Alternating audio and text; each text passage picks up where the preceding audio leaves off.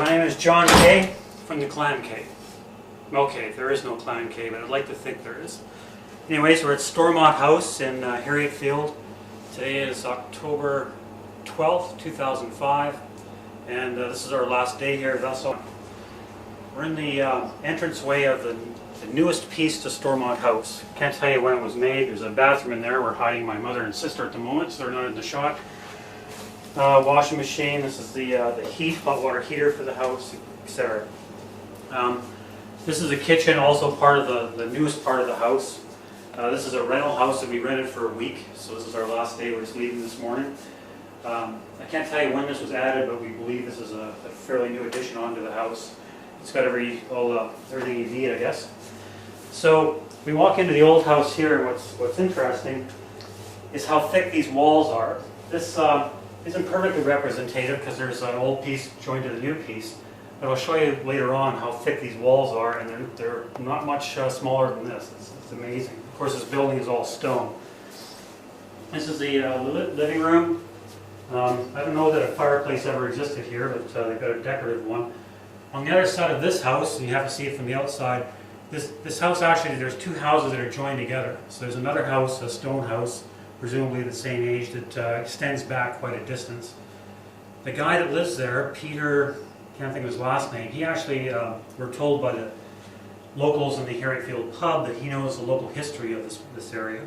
So we're going to leave him a little care package. Hopefully he'll get back to us and we'll be able to get some information from him.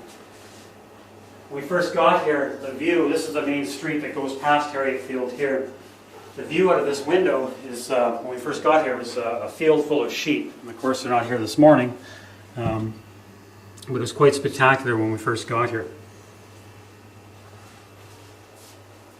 Into this next room, this is the main door of the house. What's really cool here, of course, is the skeleton key.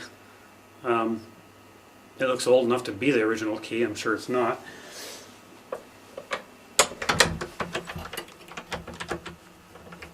And I don't even know if it works. Anyways, leave it there. This is the main entranceway. We don't know anything about this house. We don't know what it looked like back in Granddad's day, but I assume the basic rooms are the same. This is the main TV room, I guess you'd call it. Two big windows. This is another good example of how thick these walls are. I mean, look at that. And it goes beyond the window another 6 inches or so. So this is huge.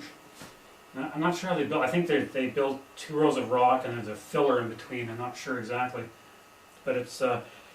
We noticed when we stayed in this house, we didn't notice any noise. The only noise we noticed was coming through the windows, and the hot water heater really heats this thing up. It's quite amazing. We never had a fire during the time we were here, though they have a fireplace for us. Another spectacular view of the field and sheep if they were there. And now we'll head upstairs.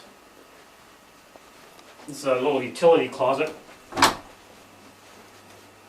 Again, if you look at this window, you see how you get a feel for how thick the wall is, because it has a hole going right through there.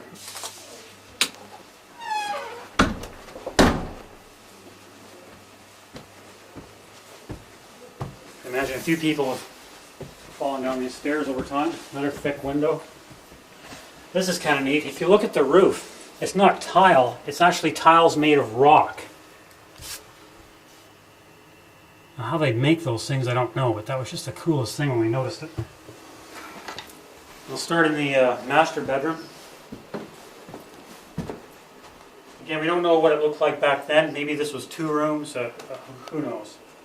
You get a nice shot of the backyard here.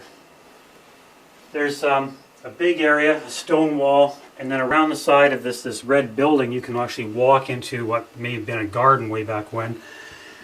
Also, just on the left side of this tree, we noticed the stone wall looks like it extended back toward the house, so maybe there was even another house here at one time. It's hard to say. Weather's actually been nice since we've been here. This is the first, second day of rain we've had. Big closet here.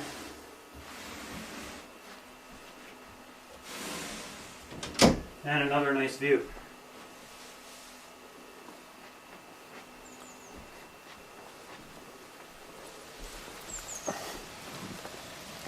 Very peaceful here too. At night you don't hear anything. I of course come from Calgary, so it's a little disturbing not to hear anything at night.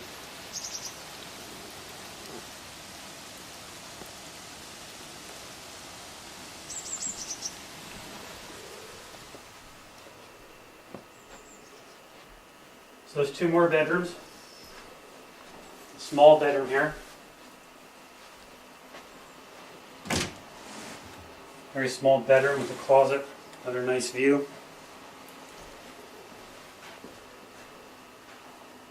This room we don't have access to. I'm not sure what's in here. I mean, I can't go back too far.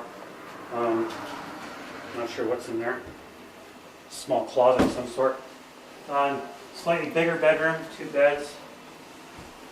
Again, another nice view. I like these windows too. This is kind of cool. It's got a pulley system here. Presumably there's a counterweight on each side of it. A pulley here. Presumably a counterweight on each side of it. And another nice view of the countryside.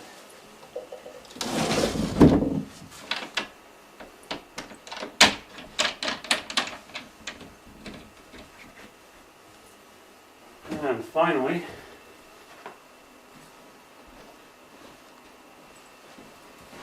there's a bathroom here, but presumably in Granddad's day they would have had an outhouse, so this is probably another bedroom or something. What's really nice about this is it's a hot water heated house. This is a towel rack, hot water going through it of course, and it's amazing how fast this will dry clothes or your towels. It's just, I'd love to rip this out and take it home actually, but I won't. This shower, I've never seen anything like this before. Instead of having a fully enclosed shower, it's got this swinging door. We all had our doubts when we saw this at first, but it works quite well actually. And this shower is just awesome. We're also considering taking it home as well. Another nice stick. Again, I can't stress enough how neat it is. These walls, look how far that goes back. It's just it's incredible. Well, this wood obviously covering the rock, but the toilets in, I don't know if they're like this all over the country, but instead of having a handle, they got a little push button here. And that pretty much concludes our tour of Stormont House.